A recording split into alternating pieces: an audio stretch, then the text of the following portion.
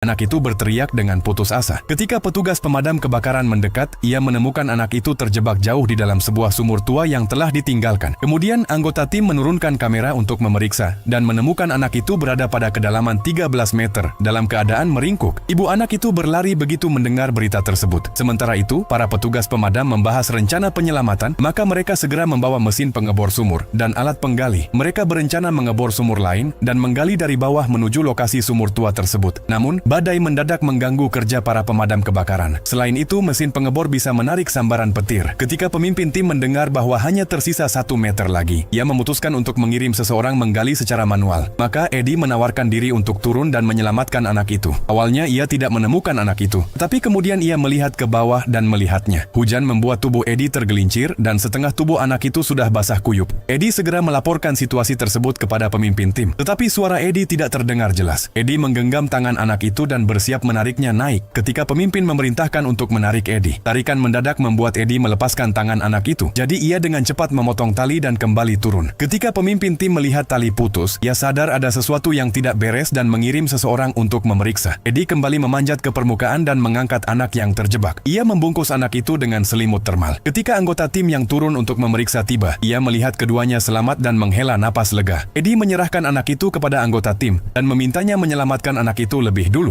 Kemudian ia meminta agar tali diturunkan lagi untuk menyelamatkannya. Setelah terperangkap selama lebih dari belasan jam, anak itu berhasil diselamatkan. Anggota tim bersorak dan merayakan, tetapi kemudian petir menyambar sumur. Mesin pengebor dan Eddie langsung tertimbun pasir. Para anggota tim segera bereaksi dan berlari ke mulut sumur. Mereka mencoba membukanya dengan menggali menggunakan tangan. Karena mesin pengebor rusak, mereka tidak bisa membawa yang baru. Eddie sadar dari komanya dan menggunakan walkie-talkie untuk menghubungi tim, tetapi tidak ada yang menjawab, sehingga ia jatuh dalam keputusasaan. Kemudian ia teringat akan sungai bawah tanah dan menyelam ke dalamnya untuk mencari jalan keluar. Ketika masker oksigennya menunjukkan oksigen hampir habis, ia harus melepaskannya. Ia mengambil napas dalam-dalam dan menyelam kembali ke air. Saat oksigen dalam tubuhnya hampir habis, kesadarannya mulai memudar. Ia teringat anaknya, rekan-rekannya, rasa tidak berdaya saat tidak bisa menyelamatkan istrinya, dan kata-kata terakhir dari sang istri. Maka ia berenang ke depan dengan penuh keputusasaan dan akhirnya muncul di sebuah bendungan terdekat. Ia menghirup udara segar. Pada saat itu, pemimpin tim sedang menyusun rencana penyelamatan. Suara datang dari belakang.